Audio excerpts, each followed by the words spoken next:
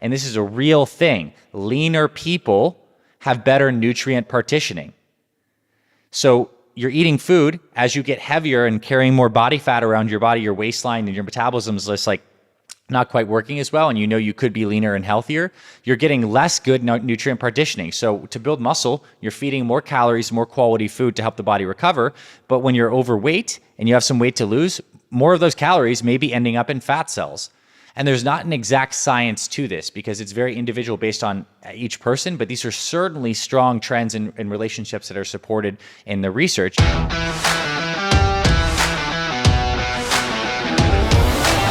right, my friend, welcome back to another episode here on the Fit Father Project and Fit Mother Project podcast.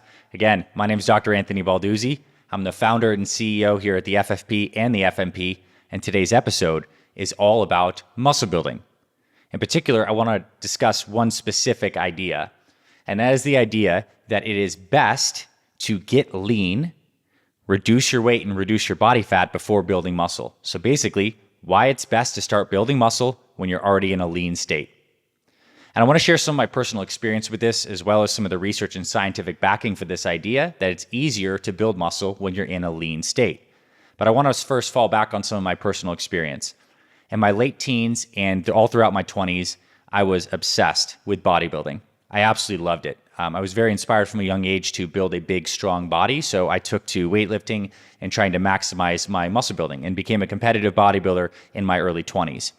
And all of us that did bodybuilding at that time knew that right after you finished a bodybuilding contest, when you were at your leanest, you know, you were so happy that the contest was over that you could start eating again, but you also knew that there was a period of time right after that contest when you were the leanest that your body would respond tremendously to food and training, and it was very easy to build muscle. People actually have a name for it in the bodybuilding fitness community. We call it rebounding from a show in a competition, where when your body's in this lean state, it is ready to just build muscle, soak up nutrients, and just get into this anabolic, driving, growing state. So I know there's a lot of men and women out there right now who want to build some muscle, would like to feel like your body has more strength and size in the right places, yet you probably have some body fat to lose. And if this is the case, I want to argue why it's good to get that body fat down first and just kind of round out this case for why it's really effective for building muscle starting lean. The first thing that is important from like a physiologic perspective is when your body is in a lean state, you've already lost belly fat, what that tends to do in the vast majority of cases is improve your insulin sensitivity. So a little bit of physiology. We have an organ basically in the middle of our abdomen called the pancreas. And the pancreas's job is to secrete insulin. Insulin is a hormone that when we eat carbohydrates and some proteins as well, insulin goes throughout the bloodstream, helps all those nutrients get into our cells. So insulin's like a storage hormone. It gets carbohydrates into the muscle cells, it brings amino acids in, and insulin's job is to go throughout the bloodstream, clear out all that food and the nutrition we just take, get it into the cells, and then stop. Now, when we overeat for a long period of time, we have, let's just say we're carrying on excess weight because our diet's not great and we're a little stressed and we're not doing as good with our health plan as we'd want to, oftentimes what that does is makes us more insulin resistant, where our bodies are constantly pumping out insulin. And as we do more, our cells become resistant to insulin, and it takes more insulin floating around in the body to do the results in the work when you're insulin sensitive that it would take less. So we become a little insulin resistant. As we become insulin resistant more and more over time, the pancreas actually gets tired, it stops producing as much insulin, and now we have type 2 diabetes. But this is the process that happens. It's very much associated with gaining weight and having more body fat. So as we reduce that weight, reduce that body fat, we are more insulin sensitive. And why is this a good thing? Well, insulin is actually something that can really help with muscle building. And I'm going to explain why, but basically insulin triggers the cellular cascade of muscle protein synthesis through this molecule called mTOR, this protein called mTOR. So it has mTOR signaling gets turned on by insulin because it kind of makes sense, right? Our body's like, we have insulin floating around, there's nutrition coming on, let's turn on the cellular machinery to build new proteins. So we want insulin to be working for us as we're building muscle, but we also want that system to be efficient. We don't want it to be resistant with all the insulin resistant stuff. So there's a benefit to starting leaner on that from a physiologic standpoint. And what happens when we're more insulin sensitive is our bodies can actually take the calories in the foods that we're eating and send them to the right places. And when I say the right places, ideally, we're sending a lot of that fuel, the amino acids and the carbohydrates to our muscle cells and our active metabolic tissues, and we're sending less of that to the fat cells for storage. This is an idea called nutrient partitioning, which basically means I fed you a bunch of food. Where does that food end up in your bodies? How much of those excess calories are going into fat cells? How many of those calories are going to muscle building cells? And this is a real thing. Leaner people have better nutrient partitioning. So you're eating food. As you get heavier and carrying more body fat around your body, your waistline and your metabolism is just like not quite working as well, and you know you could be leaner and healthier, you're getting less good nutrient partitioning. So to build muscle, you're feeding more calories, more quality food to help the body recover. But when you're overweight and you have some weight to lose, more of those calories may be ending up in fat cells. And there's not an exact science to this because it's very individual based on each person, but these are certainly strong trends in relationships that are supported in the research. You can look up anything about body fat levels and insulin resistance. And that's not to say that like lean people are always insulin sensitive. There are lean people who are also insulin resistant, but these trends are important to recognize.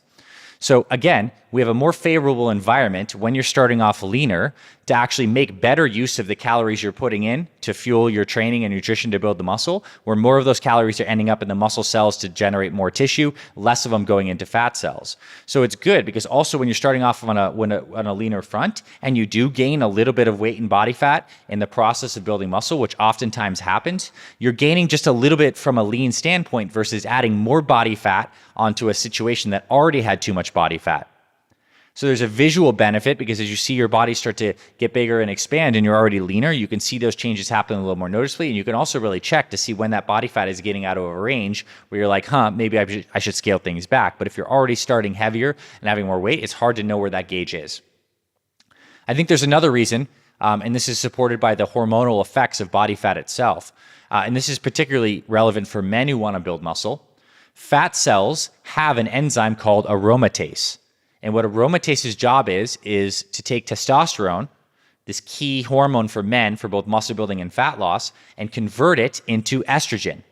Body fat does that. So guys who have lots of body fat, particularly abdominal body fat, often have lower testosterone levels because some of that testosterone is being aromatized into estrogen.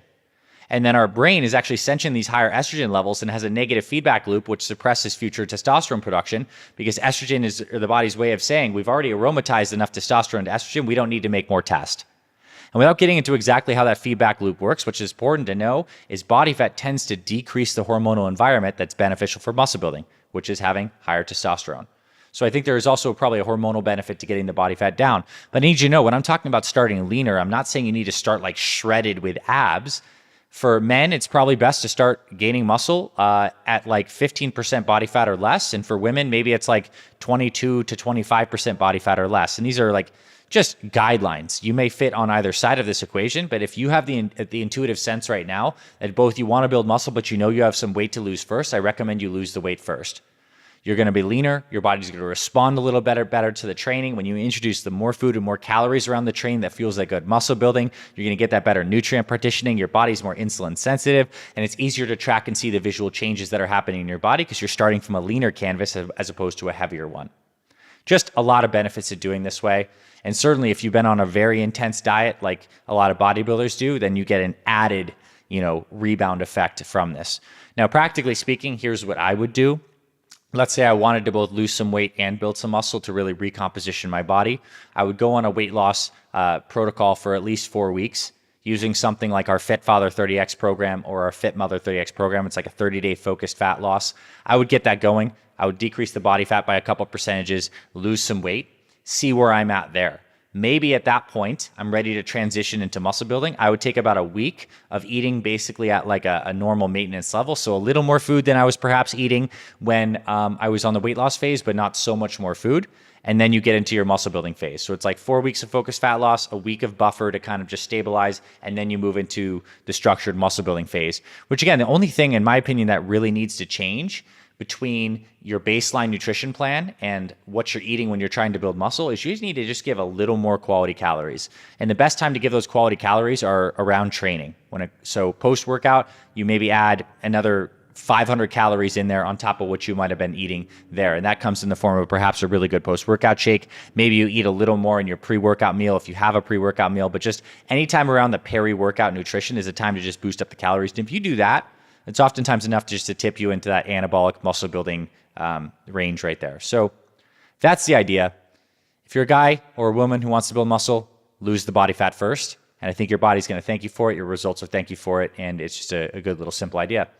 Now, if you really do enjoy this, then comment, let our team know we could do more content on muscle building. We try to balance the weight loss and muscle building content here on the episodes because we all have different kinds of goals, and our goals are not static. They change over time. So I want you to be armed with all sorts of these different ideas. So thanks for being here. I also want to ask you to rate and review this podcast wherever you listen, whether you're listening on Apple Podcasts, on Spotify Podcasts. Go ahead and rate and review. If you enjoy this, it helps the podcast grow, helps more people see this information, which can change more lives. And it just, comes deeper with us. You get to come deeper with us in our community, which I absolutely love. So thanks, my friend. I hope you enjoyed this episode. I'll see you around the podcast, and I'll talk to you very soon.